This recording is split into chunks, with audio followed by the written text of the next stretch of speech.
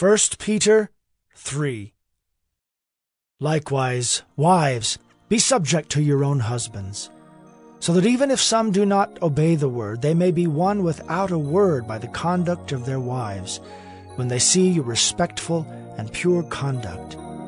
Do not let your adorning be external, the braiding of hair and the putting on of gold jewelry or the clothing you wear.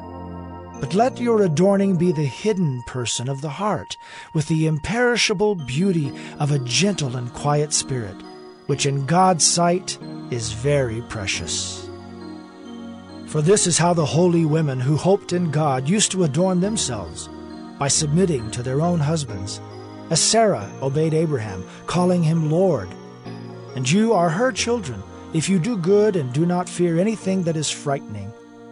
Likewise, husbands, live with your wives in an understanding way, showing honor to the woman as the weaker vessel, since they are heirs with you of the grace of life, so that your prayers may not be hindered.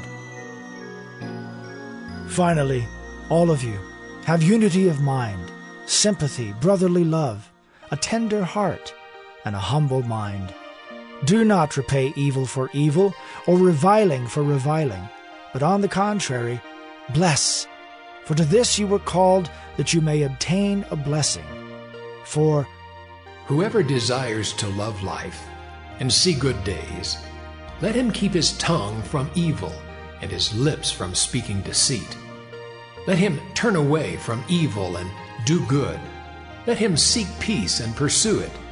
For the eyes of the Lord are on the righteous, and his ears are open to their prayer. But the face of the Lord is against those who do evil.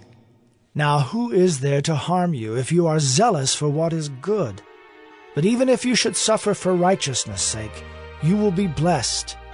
Have no fear of them, nor be troubled. But in your hearts honor Christ the Lord as holy, always being prepared to make a defense to anyone who asks you for a reason for the hope that is in you.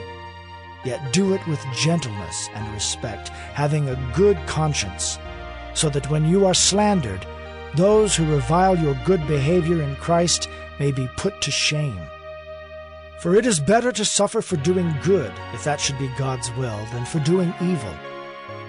For Christ also suffered once for sins, the righteous for the unrighteous, that he might bring us to God, being put to death in the flesh, but made alive in the Spirit, in which he went and proclaimed to the spirits in prison, because they formerly did not obey, when God's patience waited in the days of Noah, while the ark was being prepared, in which a few, that is, 8 persons, were brought safely through water.